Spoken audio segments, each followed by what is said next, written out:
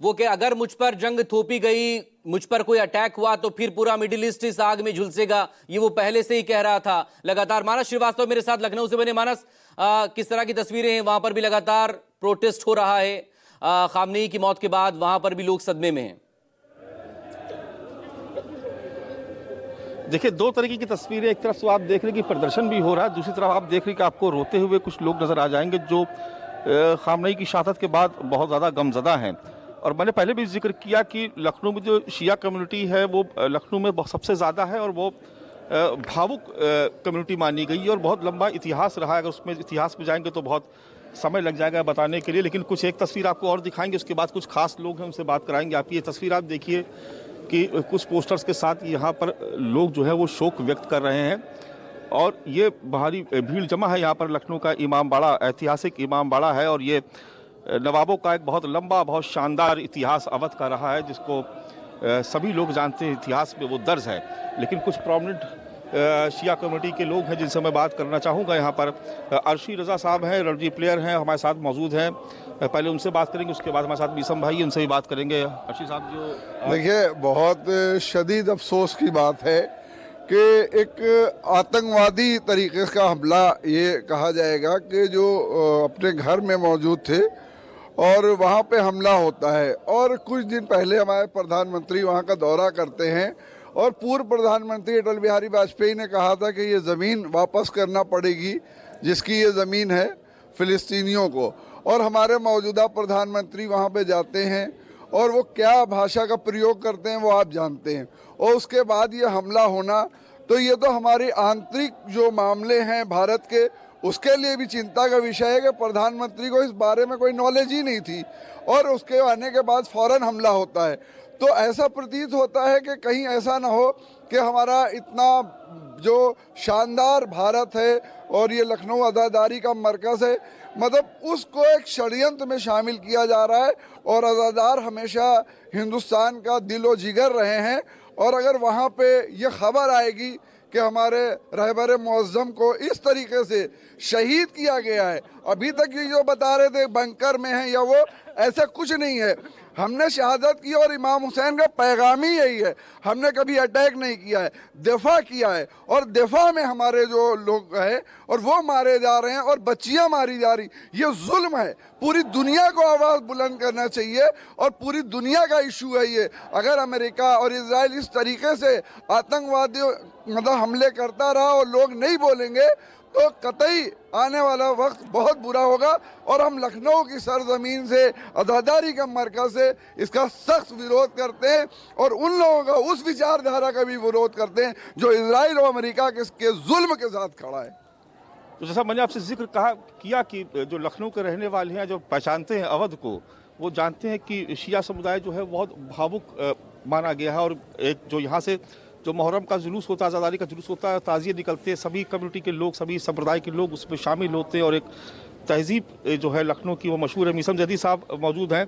देखिए, ये जो आज यहाँ पर जो माहौल है उसमें ऐसा नहीं कि खाली शिया, बहुत सारे दूसरे लोग भी हैं जो सपोर्ट करते हैं, वो लोग भी आए हुए हैं। आज का जो दिन है आप देख रहे हैं, बड़ा यहाँ पर शोक है, सब दुकानें बंद हो गई हैं और सुबह इन्ना लिल्लाहि व इन्ना इलैहि राजिऊन। सबसे पहले तो मैं ये बताना चाहता हूँ कि खामनेई साहब किसी एक देश के नहीं थे, पूरी दुनिया के मुसलमानों के और ख़ासकर शियों के रहबर थे। और जिस तरह से कायराना हमला करके इजराइल अमेरिका ने उनको घर के अंदर मारा और हमारी गोदी मीडिया जो बार बार उनको बंकर में बता रही थी, अंधी और बहरी ये गोदी मीडिया, और ये मोदी जी जो अभी 4 दिन पहले वहाँ जाके उन्होंने क्या प्लान किया है इजराइल के साथ मिलके, ये उनको सार्वजनिक करना चाहिए। और ईरान हमेशा हमारा दोस्त रहा है और इस हमेशा इंडिया के साथ दिया है हर चीज में। इसलिए मोदी जी एकदम सामने आके बताएं कि उनकी क्या नेतन्याहू से बात हुई है। और हमारा दोस्त जो ईरान है, भारत को हमेशा ईरान के साथ खड़ा रहना चाहिए, सदियों सदियों से हमारा देश। और इमाम हुसैन हिंदुस्तान को बहुत प्यार करते थे और आपने देखा कि हुसैनी डरता नहीं है, सामने आके शहादत पेश करता है। शहादत हमारी मीरास है और देख लिए इस्लाम हर करबला के बाद जिंदा होता है और इंशाअल्लाह इनकी शहादत खामनेई साहब की रागा नहीं जाएगी। जिस तरह इमाम हुसैन की शहादत बाद यजीद जैसे जालिम बादशाह ने सोचा था कि करबला में घेर के 72 लोगों को शहीद कर दिया, इस्लाम खत्म हो गया। इस्लाम कभी खत्म नहीं हो सकता। लड़ाई से तुम बमों से में पाट दो, मगर हम शहादत देते रहेंगे, इस्लाम को जिंदा करते रहेंगे। खामनाई साहब हमारे रहबर थे, उनके लिए हम लोग की जाने निसार।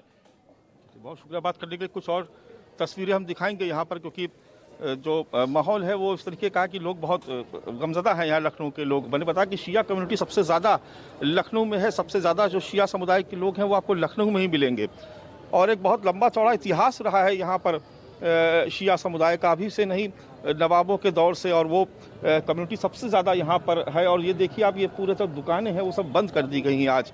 और ये देखिए ये कुछ पोस्टर्स लाए जा रहे थे। असल में शाम को यहाँ पर लखनऊ की में कल एक बहुत, आज शाम को बहुत बड़ा प्रदर्शन होना है, और जिसको लेकर के ये तैयारी शुरू हो रही है। आप देख रहे हैं सामने कि एक बहुत आदमकद यहाँ पर एक पोस्टर यहाँ पर लोग लेकर के जा रहे हैं। सामने तस्वीर दिखाएंगे, आप देख रहे हैं कि सारी लगभग दुकानें बंद हैं, लोग अभी भी गमज़दा हैं। और यहाँ पर जो है वो देख रहे हैं कि लोग यहाँ पर मातम बना रहे हैं। बहुत सारे लोग आए हुए, आप आए हैं यहाँ पर, आप भी इसी में आए हैं शामिल होने के लिए।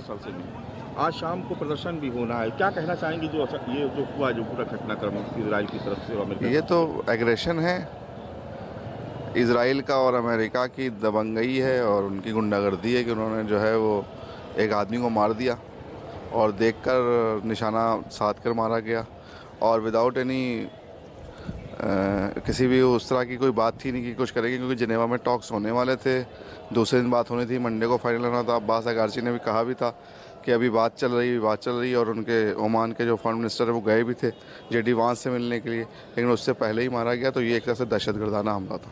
तो देखिए लोग कह रहे हैं कि ये दहशतगर्दी का सबूत है। देखिए खामनेई साहब की एक टी शर्ट पहन के भी लोग आए हैं यहाँ पर, बहुत समर्थन है यहाँ पर, लोग बहुत उनको मानते हैं। और अभी से नहीं, पहले भी इस तरीके के इजराइल के जब भी हमले हुए तो प्रदर्शन यहाँ पर लखनऊ में होते रहे, इससे पहले भी होते रहे, आवाज़ उठती रही है। लेकिन आज का जो दिन है वो लखनऊ के लिए ख़ास तौर से बड़े गम का दिन है। यहाँ पर आप देख रहे हैं कि सब दुकानें यहाँ पर सब बंद हैं। आप, रमज़ान का महीना चल रहा है और बड़ी रौनक रहती है यहाँ पर लखनऊ में। जब ईद का त्यौहार आता है, रमज़ान का महीना होता है, तो लखनऊ में बहुत रौनक देखने को मिलेगी किसी और दूसरे शहरों के मुकाबले, और रात भर बाज़ार यहाँ पर चलता है। लेकिन आज देख रहे हैं आप, साहब दुकानें सारी बंद हैं। आप यहाँ पर आए हैं शामिल होने के लिए इस पर, जी। तो ये बताइए जो ये घटनाक्रम हुआ इस पर क्या आप लोग को? ये कायरतापूर्वक कार्रवाई है। वो एक आध्यात्मिक गुरु थे, और ईरान के अंदर नियम यह है कि जो आध्यात्मिक गुरु है वो वहाँ का सुप्रीम लीडर माना जाता है। तो आंतरिक सुरक्षा के मामले में उनका निर्णय जो है इसलिए अंतिम होता है क्योंकि सरकार दबाव में ना आ जाए, जैसे बाकी हुकूमतें लोगों के दबाव में आ जाती हैं, साम्राज्यवादी ताकतों के दबाव में आ जाती हैं। तो उसकी वजह से उनकी वजह वो ना किसी से डरते थे ना कि, और हमेशा मजलूमों के साथ ही हिमायती थे। चाहे वेनेजुएला का मसला हो, चाहे फ़िलिस्तीन का मसला हो, या लीबिया का मसला हो, जहाँ भी जुल्म होता है। यहाँ तक हिंदुस्तान के अंदर जब वो ISIS वालों ने इराक़ के अंदर नर्सें, वहाँ पे 40 नर्सों को अगवा कर लिया था, तो इनके जनरल कासिम सुलेमानी ने जाके वहाँ पे खुद, मतलब कोई जनरल मौके स्पॉट पे नहीं पहुँचता, स्पॉट पहुँच के उन्होंने छुड़ाया था उन लोग को और वापस इंडिया भेजा था।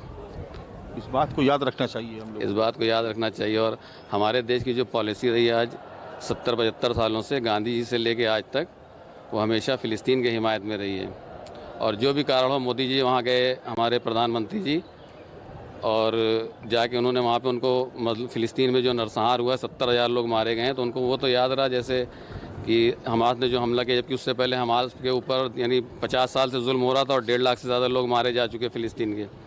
लेकिन जो हमास ने उसका रिटेलिएशन किया, जैसे हमारे यहाँ भाई स्वतंत्रता आंदोलन की हमने लड़ाई लड़ी, तो हमारे यहाँ जितने लोग मारे गए या जितने लोगों को वो हुआ, या भगत सिंह ने बम फेंका, तो वो कोई आतंकवादी घटना नहीं थी, वो एक क्रांतिकारी आंदोलन था। इसी तरीके से जो फ़िलिस्तीन के लोग अपना हक़ के लिए लड़ाई लड़ रहे थे, वो उनका एक क्रांतिकारी आंदोलन था, वो अपनी आज़ादी के लिए लड़ रहे थे। और उसको आपने जो है जाके वहाँ पे बयान दे दिया कि वो एक घटना गलत थी। चलिए वो घटना गलत थी, हिंसा का आप मतलब पक्ष नहीं लेना चाहिए, लेकिन जो 70,000 लोग मारे गए, इसमें 40,000 से ज़्यादा बच्चे और औरतें हैं, और उसमें से 20,000 से, यानी तकरीबन 20,000 जो है माइनर बच्चे हैं, जो 10 साल 9 साल 8 साल के बच्चे हैं जिनको मारा गया। क्रूरतापूर्वक कार्रवाई। उसके बाद आपने उसकी निंदा नहीं की वहाँ पे जाके, जबकि हमारे देश की आज तक पॉलिसी, अटल बिहारी वाजपेयी का स्टेटमेंट आपके सामने, आप उसको उठा के पढ़ लीजिए। और हमेशा ईरान का भारत का इतिहास आप जानते हैं, हमेशा हिंदुस्तान के 3000 साल पुराना इतिहास है भारत और ईरान का, बहुत पुराना 3000 साल पुराना भारत और ईरान का जो कल्चर और वो जो इंडो ईरानी सभ्यता एक पहले थी, जिसमें यहाँ के बहुत से हिंदू बाद में उन्होंने सनातनी सभ्यता को धारण किया और पहले इंडो ईरानी सभ्यता चलती थी यहाँ पे। तो 3000 पुराने संबंध है, इसराइल का कोई वजूद नहीं है। और सबसे पहला विरोध करने वाला भारत था इसराइल की मान्यता का, सबसे पहला विरोध करने वाला हमारा भारत था।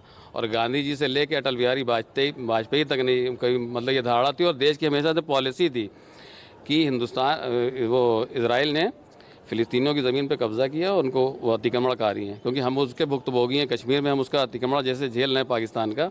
अगर कोई पाकिस्तान का समर्थक, पाकिस्तान यानी ऑक्युपाइड कश्मीर का कोई समर्थन करेगा तो हमको वो चीज़ बुरी लगेगी, क्योंकि वो मेरी ज़मीन पे वो कब्जा किए हुए हैं। इसी तरीके से जो फ़िलिस्तीन की ज़मीन पे इसराइल कब्जा किए हुए है, वो उसकी आज़ादी की लड़ाई लड़ रहे हैं। चलिए, बहुत शुक्रिया बात करने के लिए। और भी लोग हैं, देखिए हमारे साथ बात करते हैं। जर्नलिस्ट भी हैं। आप बताइए कि आज तो यहाँ पर गम का माहौल है, दुकानें सब बंद हैं, क्या कहना चाहेंगे? सर देखिए, गम का माहौल आज हर उस इंसान और हर उस दिल के लिए होना चाहिए जो इंसाफ पसंद है, क्योंकि वाहिद एक ईरान मुल्क ऐसा है जिसने हमेशा इंसाफ के लिए आवाज़ मानस उठाई बनी है। रहेगा मेरे साथ।